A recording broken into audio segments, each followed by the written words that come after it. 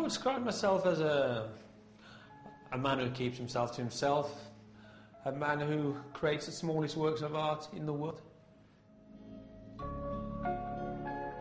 There's a saying that little things mean a lot, and to me, nothing can be everything sometimes. Birmingham-based artist Willard Wigan has spent over 40 years creating hand-painted micro-sculptures that can truly be described as astonishing. Each piece, invisible to the naked eye, is brought to life only with the help of a powerful microscope. Many of these pieces are smaller than a blood cell. What you're looking at here is one of my recent pieces, which is a butterfly, which is sculpted from 24 karat gold. This took me about 7.5 weeks to do. The antennae is probably one of the hardest part of it, because I had to slice fibres out of the air. When the sunlight comes through the window, you see fibres floating. I had to take one of those and slice it down the middle, probably 3 times, and painted it with hair from a fly's head, a dead fly. Growing up as a small child was quite difficult for me, because, you know, having learning difficulties back in the 60s, you'd be used as an example. You'd be the consequence of not listening to the teacher, so you'd be the exhibit of failure.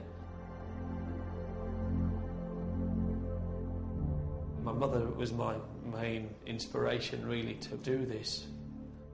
There was one occasion when I was about 5, I'd absconded from school at a time, hid in the shed. When I saw an ant walking around the floor, you know, I said to my mother, pointed to the ant like that, you know, and I said, what's that ant doing there? She said, he's got nowhere to live, so he's moved in the kitchen. Go and make him a house. Well, I made this house, and it was sort of sat on the end of my finger, and I showed my mother. I said, Mum, have a look. Then she says, have you made the furniture? I thought, oh no.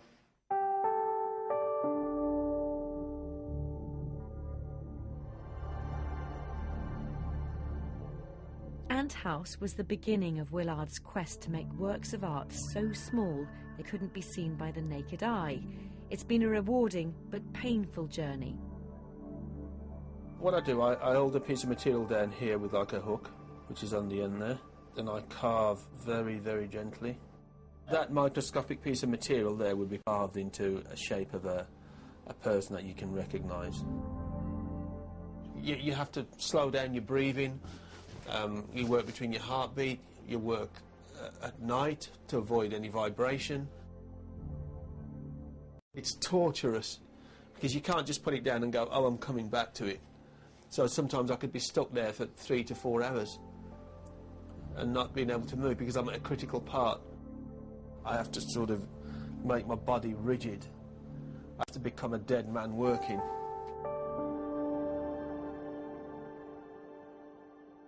I would say that one of the worst moments, I was doing a sculpture of Alice in Wonderland, and I was lifting her, and I just breathed.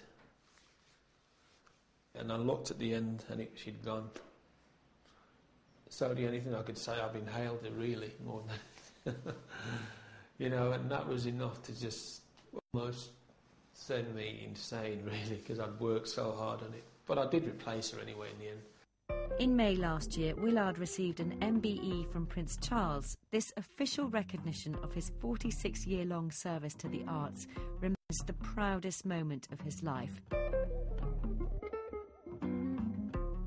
After decades of hiding himself and his work away from the public, Willard now exhibits around Britain and throughout the world. Today, his work is on show at the Birmingham Museum and Art Gallery. You can actually see the face. Oh gosh. Oh wow. I didn't actually think it would be this small. Wow. Wow. They're really intricate. I can see the strokes on the tail. That is amazing. It's moving. It looks as though it's actually moving, yeah.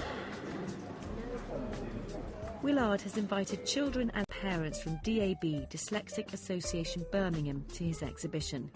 He wants his life's work to be more than art and is determined to make it an inspiration for others who might not yet have discovered their own hidden talents.